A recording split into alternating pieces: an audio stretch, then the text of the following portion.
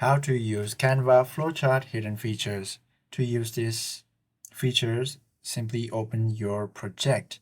Now, once you are in your project on your Canva application or Canva's official website, simply you can extend this normal workbook to a full infinite workspace or whiteboard. So what you can do is simply open that specific page and you should be able to find this option called more from this bottom navigation bar. Simply tap on it, scroll a little bit down, and you should be able to find this expand to whiteboard option.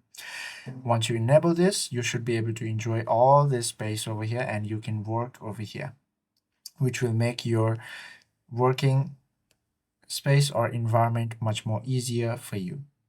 Now, there are also features such as QuickFlow menu.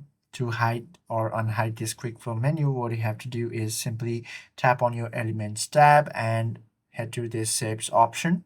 Select any of the shapes and tap on this shape once to activate its floating menu. Simply tap on this three-dotted menu icon and you will find Disable QuickFlow. Once you tap on this, as you can see, now the QuickFlow has been enabled. I hope this video helps you out a lot. If you have any questions or queries, please do comment down below.